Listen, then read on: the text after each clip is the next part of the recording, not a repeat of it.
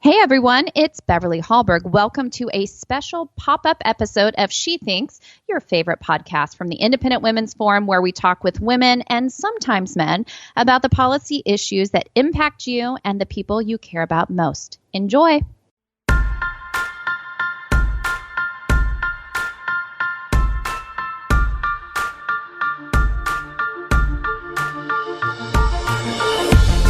Hi, and welcome to the Independent Women's Forum podcast, She Thinks. I'm Inez Stepman with IWF, and I'm excited to introduce you all to our guest today. Harmeet Dhillon heads up her law practice at the Dhillon Law Group after an illustrious legal career. She's the former vice chairwoman of the California Republican Party. We've got that to commiserate about as conservatives in the Bay Area in a minute here. But she was also the national committee woman for the Republican National Committee for California.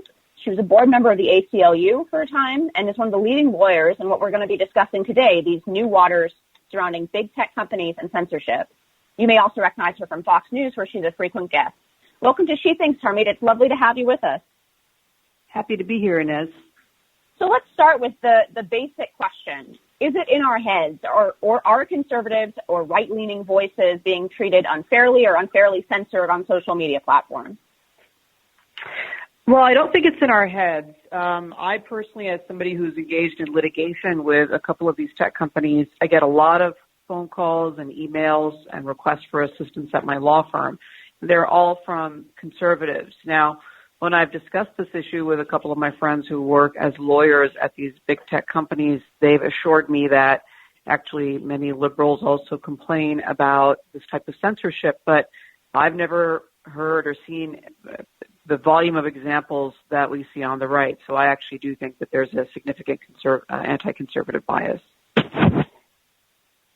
this area is an interesting one because I don't think that conservatives have really solidified around some sort of clear policy answers to this problem.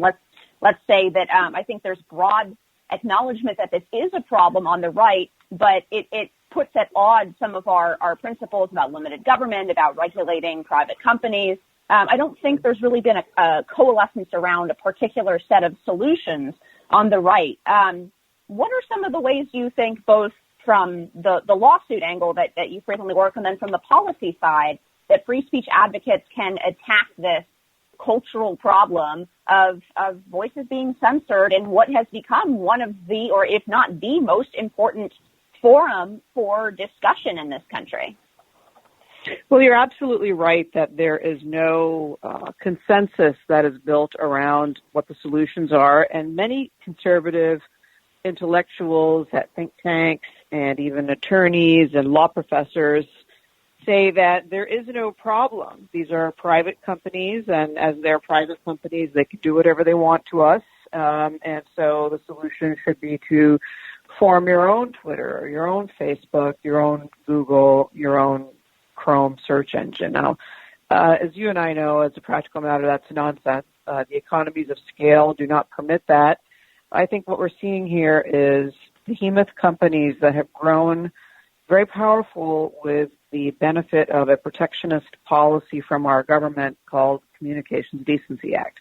Communications Decency Act has a provision, Section 230, that was passed during the Clinton-Gingrich era in Congress in the 90s, and the goal was to protect this then new platform of the Internet from being sued out of existence by people who didn't like what they saw there. And so the premise is that if you are a hosting platform, back then it might have been AOL or something, and somebody did something tortious by sending something defamatory or whatever through the internet platform, that they would be immune. Now today, Communications Decency Act 230 is being used as a shield by these companies to protect themselves from lawsuits from people who are like one of my clients, Megan Murphy, a feminist who's alleged that she has been removed from the platform through for her views on transgender issues. They claim they can't be sued for just about anything. And so I would say now that these industries are established, these companies are established, we actually remove that protectionism and put them on the level playing field with other media platforms like Fox News, as you mentioned, or like the New York Times or other newspapers. So I think that's one thing that we could do is to get rid of the protectionism.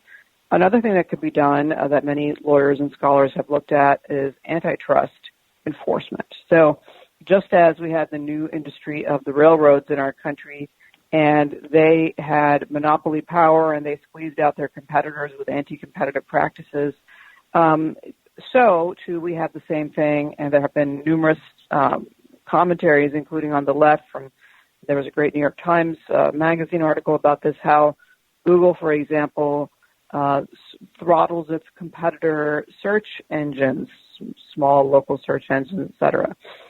There has been commentary about how Facebook has been allowed to buy Instagram and dominate the market of microblogging and photography search. And so using that traditional tool would be a good one. And then finally, one that I have used in the courts is traditional lawsuits on breach of contract, on terms of service.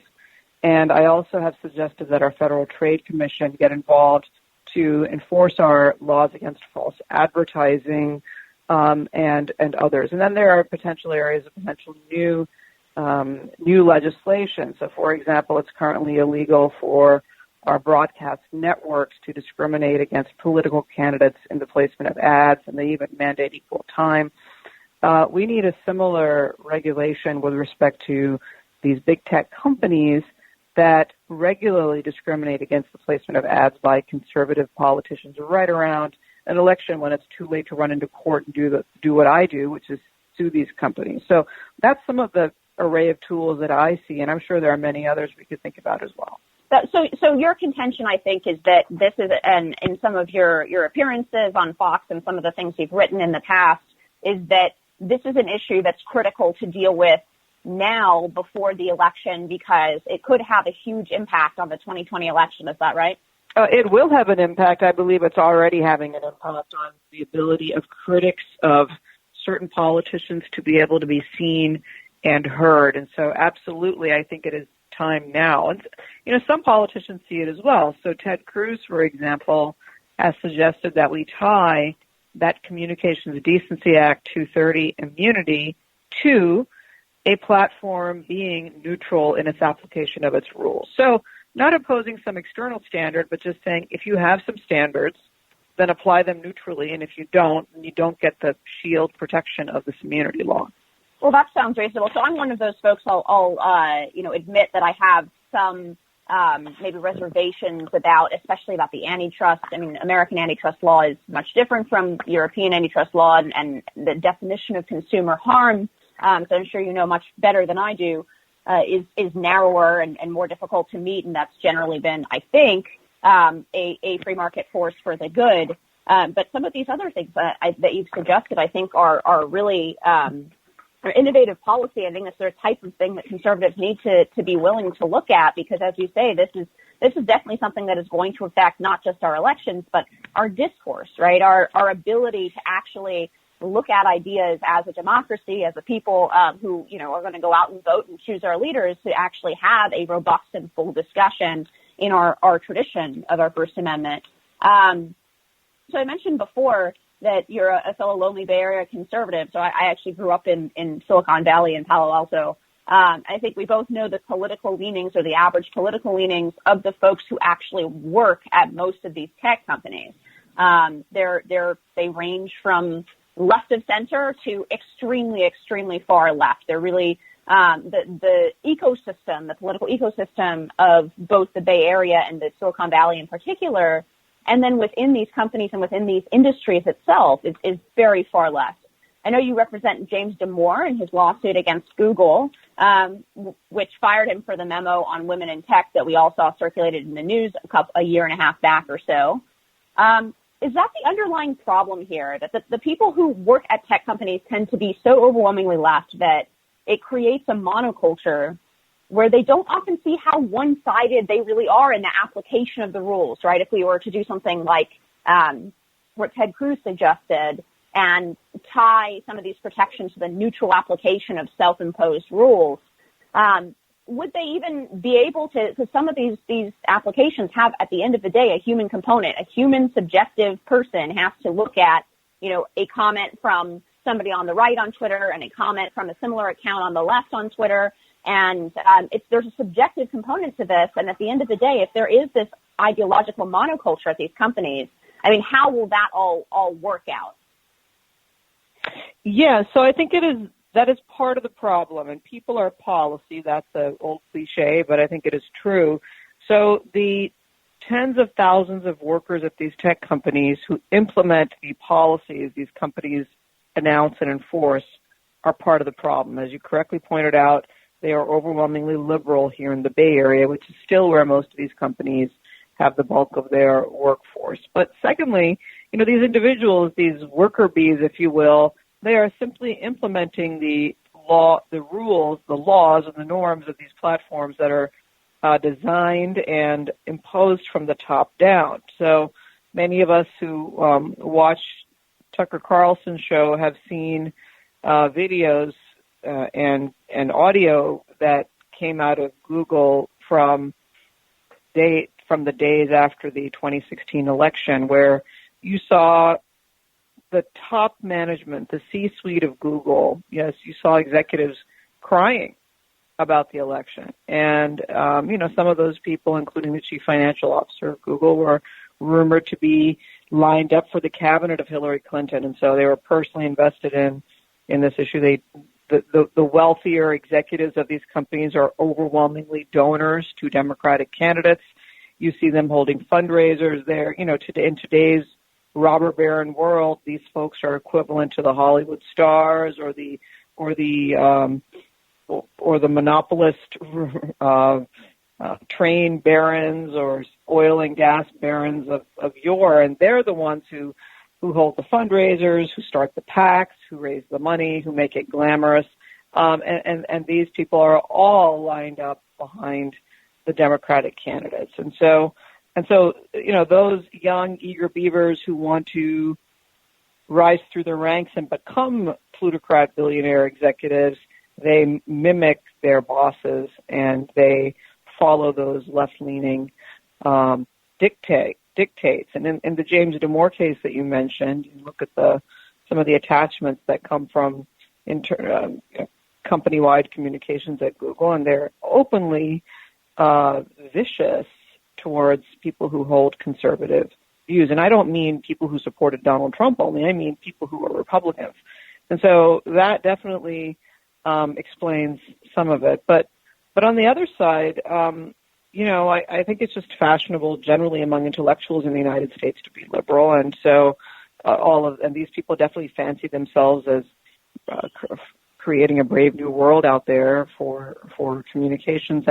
And in recent months, you've even seen some of these tech barons who go in front of Congress and swear under penalty of perjury that they're not censoring, and then they go out on podcasts and radio and TV appearances and say, well, we can't afford to be neutral anymore because, of course, look how bad Mr. Orange is and look how bad Donald Trump is, and we can't allow this. And so they're actually confessing that they are censoring, and who they're censoring are the people on the right who support Donald Trump today, but in the future it will be anybody who espouses conservative views based on the trajectory I'm seeing.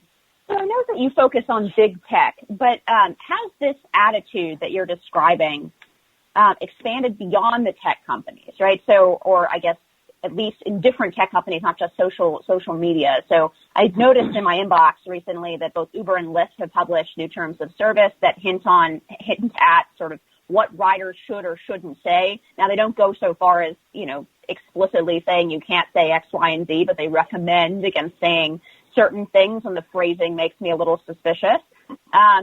There have also been reports of bank accounts being closed and money transfer companies refusing service to some of the more fringe characters on the right.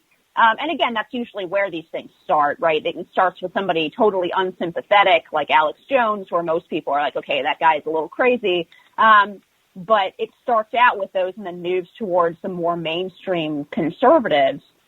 We also saw, of course, in a totally different area of law, right, this push to say that if you bake cakes or you have a wedding venue and you are a religious Christian or Jew and you don't want to endorse gay marriage with your work, that we've seen those First Amendment cases work their way through the courts. I mean, these seem to me, to some extent, to all be similar in the way that it's about pushing those with views contrary to the left's ever-evolving cultural standards out of the public square in some way, saying it's harder to operate a business, it's harder to keep a bank account, it's harder to make yourself heard on social media. I mean, is there something underlying that's happening among the I guess, in the ideology of the left that's moving to this point where we can't live and let live? Well, there's the ideology of the left, which on the one hand wants to force businesses such as wedding calligraphers, bakers, and cake decorators to adopt the most extreme visions of cultural and religious and social self-identification of the left. At the same time, those speakers, those business owners, are not allowed to express their views at all in the large social squares of social media. And I want to point out that the United States Supreme Court has actually ruled in a couple of different rulings that, yes, Twitter and yes, Facebook are public forums. So they're public forums for purposes of states that try to ban sex offenders from using social media as part of their probation. The United States Supreme Court has said in one of its decisions, the Packingham decision recently, that that's illegal. And courts have banned people, including our president, from unfollowing or blocking certain people during the course of their holding a public office because it freezes those people out from seeing what that politician is writing or thinking. So we have very fractured standards. There's no consistent standard across these platforms. But to your point about financial services industry companies, that it isn't just the fringe, in my opinion. And I represent David Horowitz Freedom Center, and David Horowitz is a very well-known conservative speaker who has been in public life for decades. His entity has been dropped by their investment banking firm, where they invest the proceeds that donors give them. One of his colleagues in his nonprofit has been banned from using Patreon to raise funds. They were also temporarily blocked from MasterCard. So this is not just Alex Jones fringiness or, Proud Boys, who some people don't appreciate. It's actually mainstream conservatives. And so what I think is missing here, Inez, is the concept of a conservative civil rights movement, of conservatives using the courts and using the levers of power to protect our civil rights and our viewpoints, and the viewpoints, indeed, of all Americans or people outside the mainstream. So, one would argue, again, one of my clients is a radical feminist who believes that transgenderism has actually decreased the power of women to define their spaces and their voices and their peculiar biological prerogatives. And so it isn't really, at some levels, it's actually insiders versus outsiders. And the outsiders are the conservatives, and the outsiders are people who rail against the orthodoxy of some of the far left, such as this transgender movement. Well, that's definitely food for thought and perhaps action in the future. Harmeet, it's been an absolute pleasure speaking with you today. Thanks for joining us at She Thinks, the podcast for women and men who are sick of the spin in today's news cycle and are seeking the truth. Thanks for joining us. Thank you.